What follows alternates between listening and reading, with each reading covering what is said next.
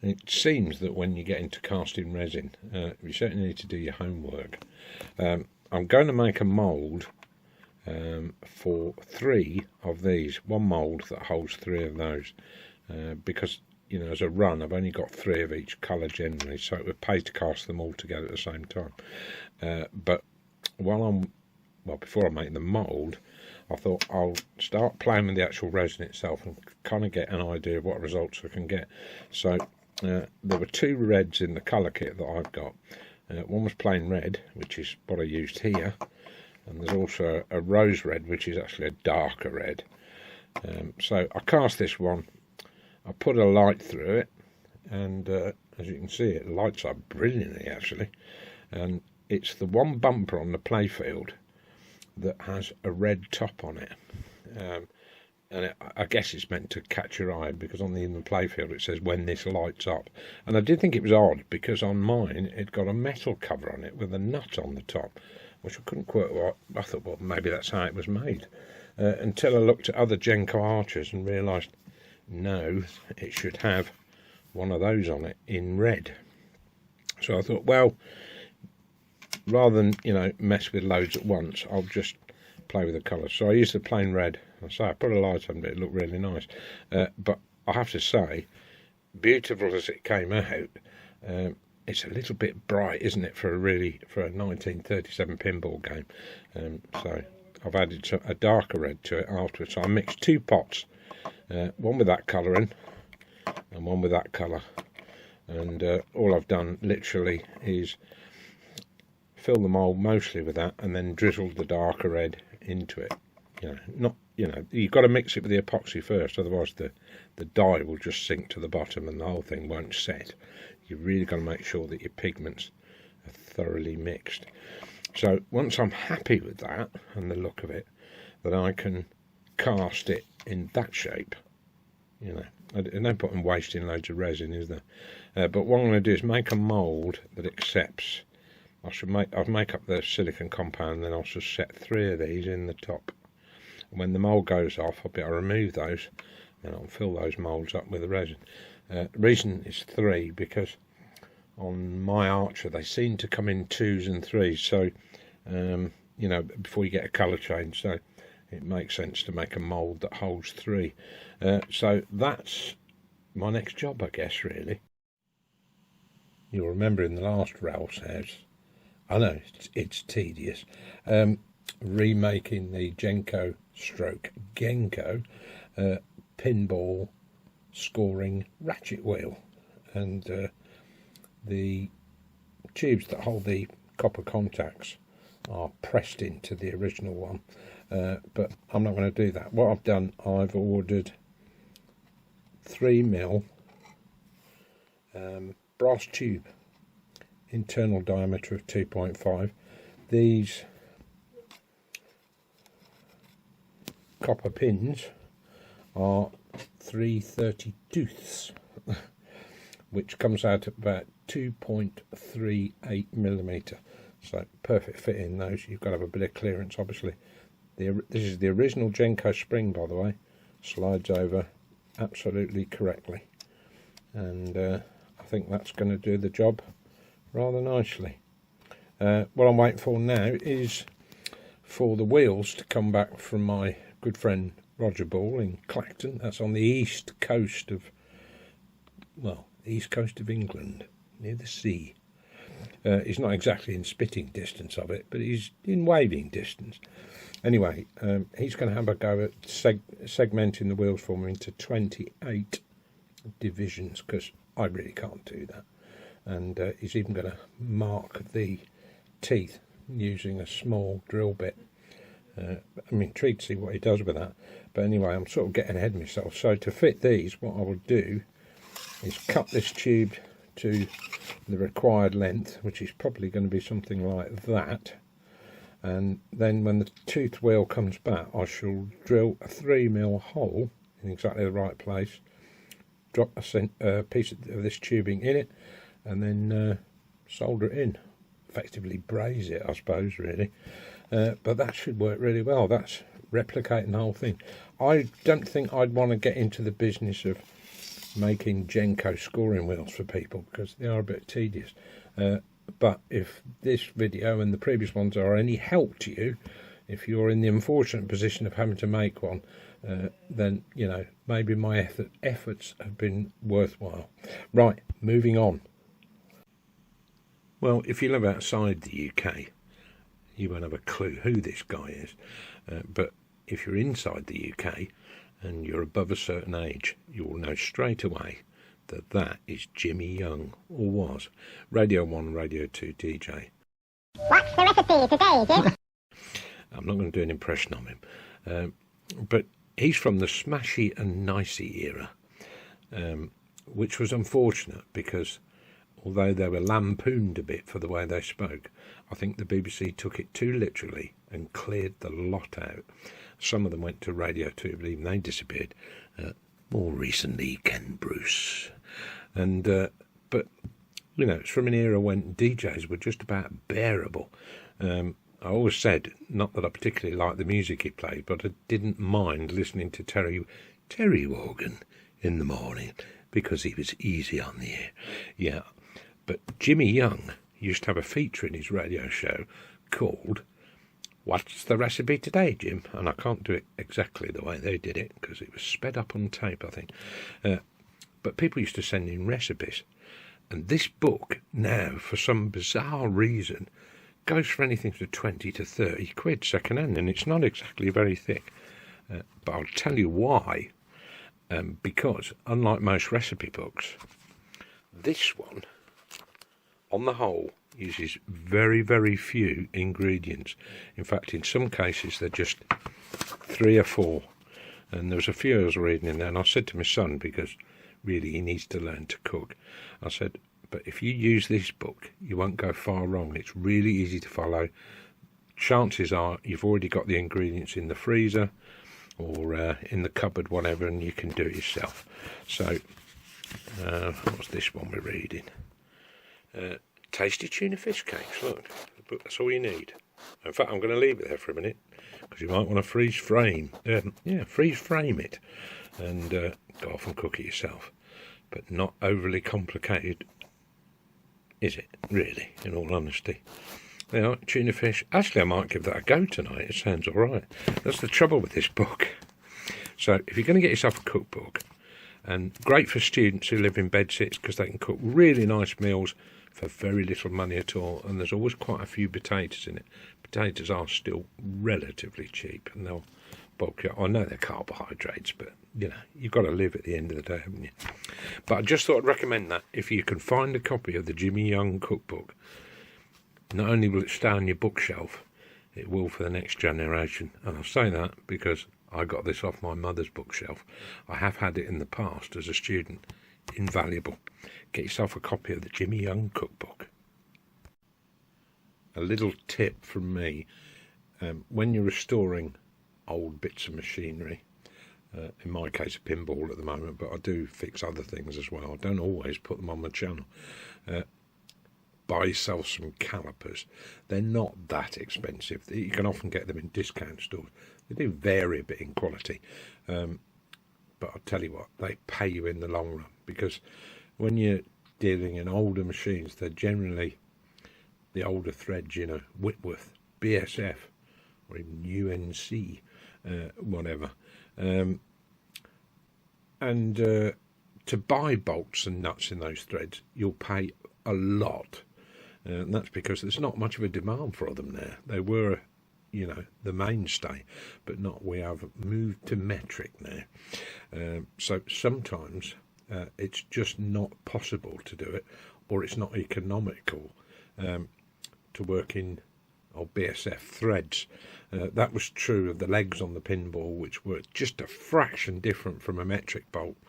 The bolts would have cost me a £5 each, but if I just tapped it out to metric, it dropped down to pennies. So that's something you need to think about. And you're not going to measure stuff properly without calipers. And this was true of springs in the machine as well, because it is possible to make your own springs if they're obsolete. But you do need to know the wire gauge that was used. You can't just look at it and guess and think, oh, that's about 1 mil. No, you need some calipers, and then you know the exact size, and at least you can get as close as you can a metric equivalent. Everything's in metric now, isn't it? So that's my tip, is get yourself one of those. And also, I'll tell you another thing that are good. Dental tools and surgical tools, you know. They're really useful for getting into very tight spaces. I found this was true of valve radios, which before the advent of circuit boards, everything was soldered point to point. And it's not always easy to get at what you're trying to remove or replace. So those sort of tools come in useful as well. And all the usual screwdrivers, etc. But calipers, number one on the list. Right, I'm in the kitchen. Those dots are not an illusion. It's the light above. And I've got all the bumper tops in here. I'm in the process of flipping them at the moment. But I've got them under a grow light. It's got a degree of UV in it. And I am what they call retro brighting. It's a nice term. Basically, with old plastics that have yellowed, and you often see it on old games consoles and computers, that this is worse than getting eggs out of a pan. It's you know, old computers and games consoles that over a period of time the plastic yellows, doesn't it? And it's not nicotine, it's UV light. See how that one's sort of brown around there. Now this is exposed to the light. Oh, it's rather pretty, isn't it? Now it's exposed to the light, that will start to disappear, that mark. And that's what we're trying to do. And I'm not intending to reuse these. I'm going to cast new ones. But they were so yellow, well, they weren't yellow, they were brown. You could not tell what the original colour was. So the reason I'm retrobrighting them is to get an idea of what the colour should be, and therefore when I make them in resin I can match these as best I can. That's the thinking behind it anyway. But yeah, we'll run them on this side for a little while. I've tried, is it this one? Possibly this one. One of these I had in there for about, oh, look at the reflection on the back. I had in there for about 3 hours, and I thought, wow, they're not dark yellow, they're actually green. I don't know the shades of colour they had in the 1930s. Early plastics were, well, they were somewhat experimental. Like I say, I was a bit worried, because what you're supposed to use is hydrogen peroxide and expose it to daylight, basically. I didn't have hydrogen peroxide, but I had got bleach, which has got hydrogen peroxide in it, isn't it? And it seems to be doing the same job, to be honest. But I was a bit worried that I am replacing them, so I suppose if they were ruined, they were ruined. But I was a bit worried that they were going to dissolve, you know. But they didn't, which is pretty good. But anyway, these screw onto the bumper post, you see. That's what these holes are on the back, so they are threaded. And as someone on the pre-war pinball group said, well, why don't you put some threaded inserts in to start with? Because these pinball bumper tops do have to be taken off now and again for maintenance work. And of course, because it's a plastic, every time you unscrew it, it's wearing away the plastic.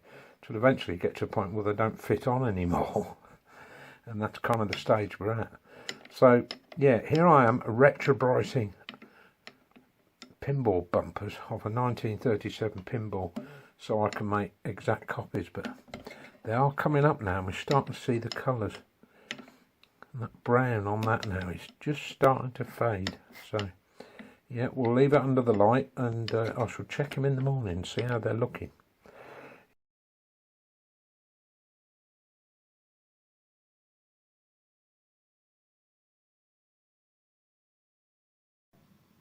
Well, I'm just about to go off to bed because it's midnight and I've got a busy day tomorrow.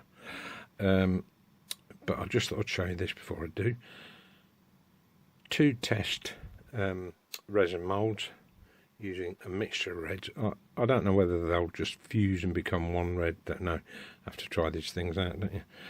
But in the bottom of this silicon mould, basically I've put 3 bumper caps. I didn't use a release agent, but I mean they are quite shiny, so hopefully they'll be alright. Just put 3 of them on the bottom. I haven't even stuck them on, to be honest, and then just poured the silicone mould over it, and probably have to wait 24 hours. But what I'm thinking is, because they're sitting flat on the bottom, hopefully I can get the silicone mould out.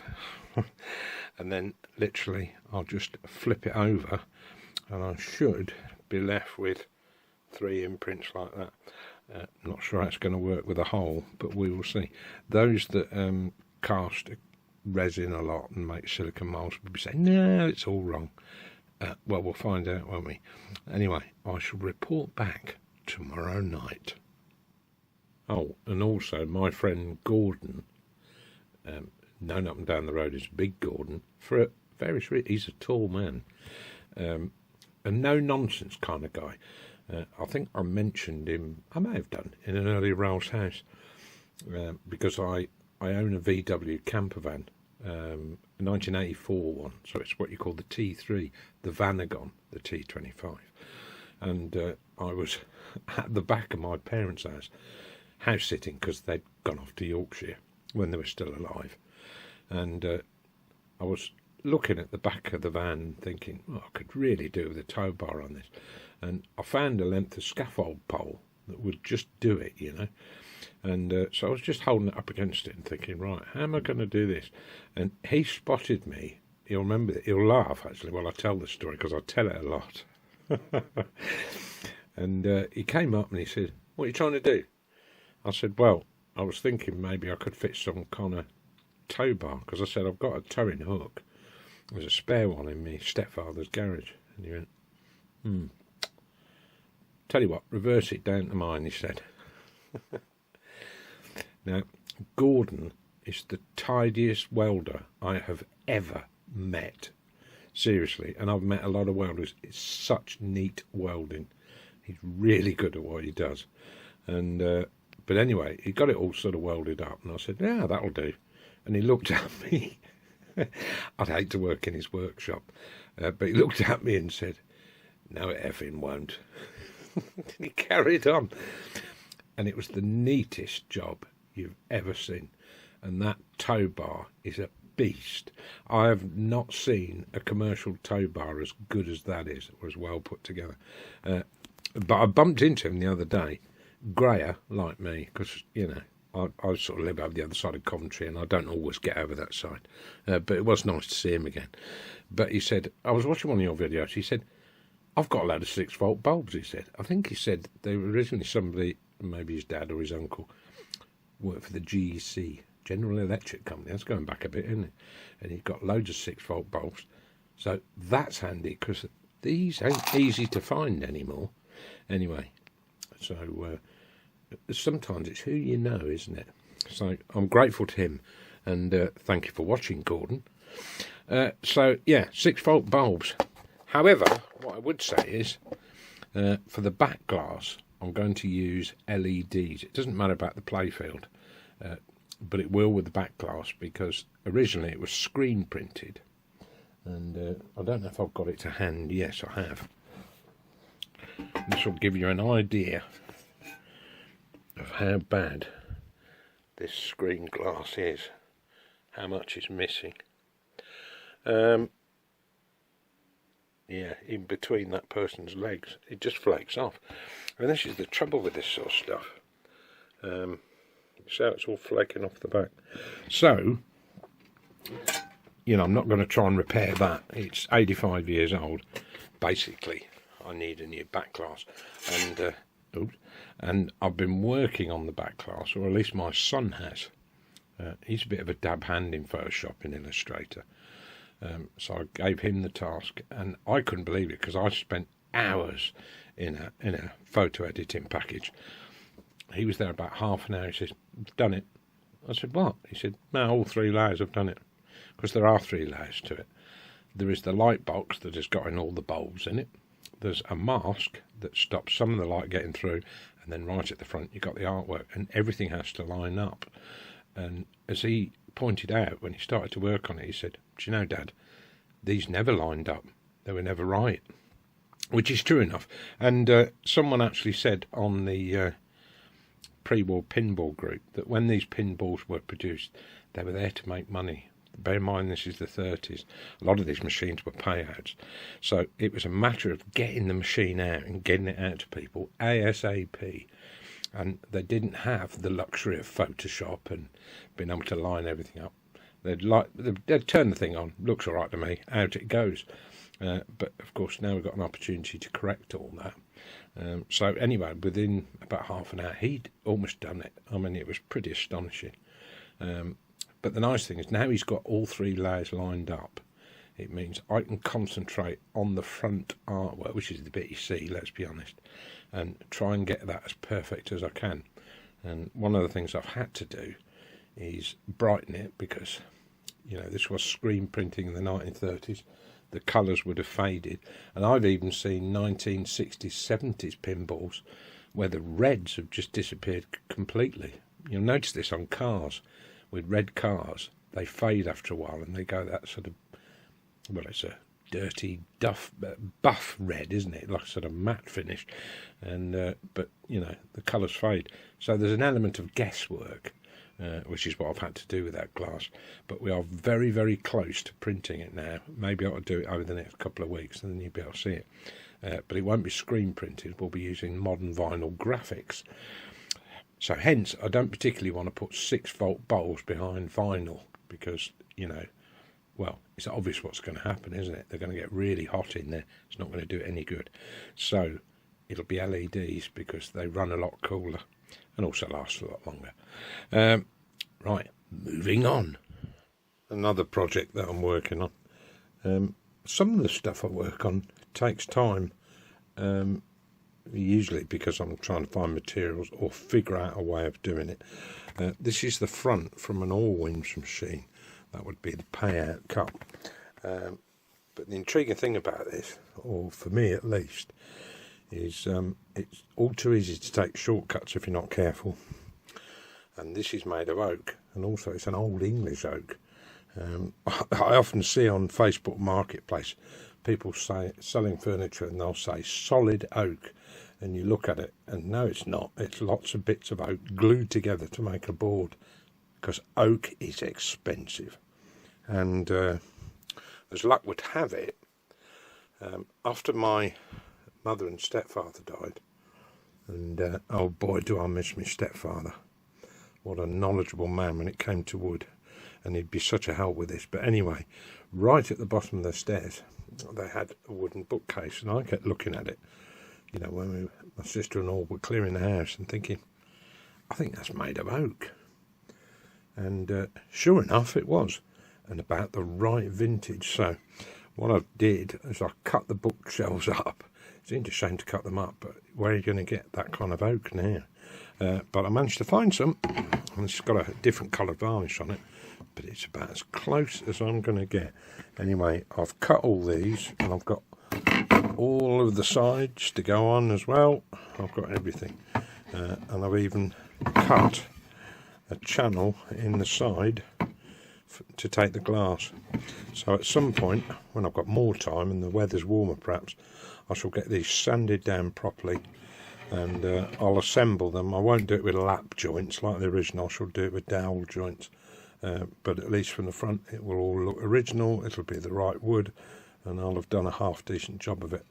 I know my father, when he had this, said, well, I think that one needs a bit more work, and it was this one. And he said, but I'm sure you'll sort that in the fullness of time, Ralph. Very much the way my dad would have said it.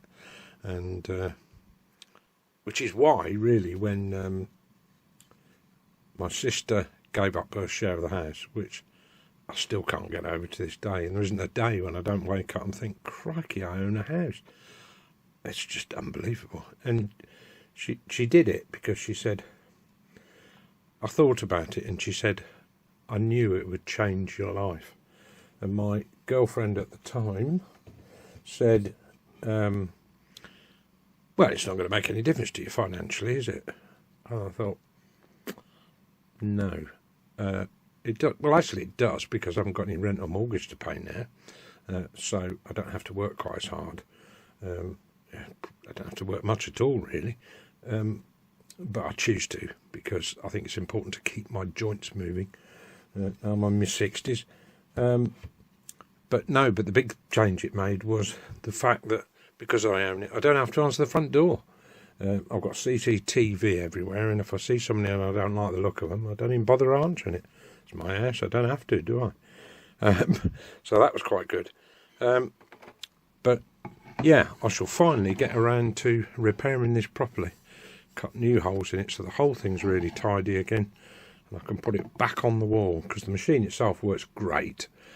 It just, the case was, well, it had dried out basically, and was going mouldy in places.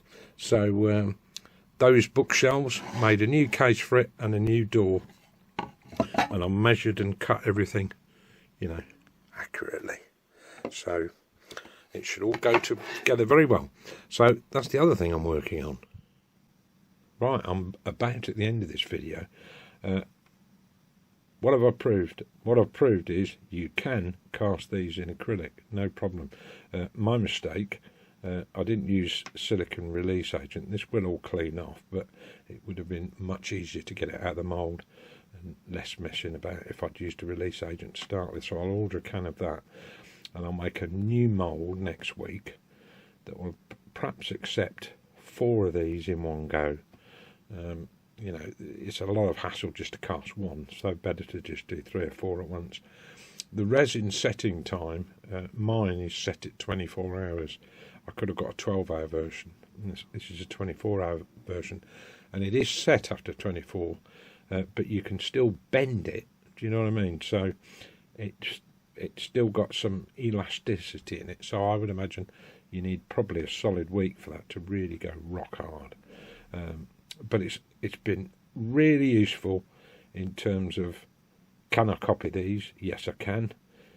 Can I match the finish in there? Yes, I could if I wanted to. I could match that. I suspect that the colours of these were much lighter than that, actually. I think, because on my playfield they're yellow and green, but I think it was more, I'm thinking lemon and lime. It was something in that colour range. But of course, UV does have an impact on it, and even retro brighting it, you can only go so far with it.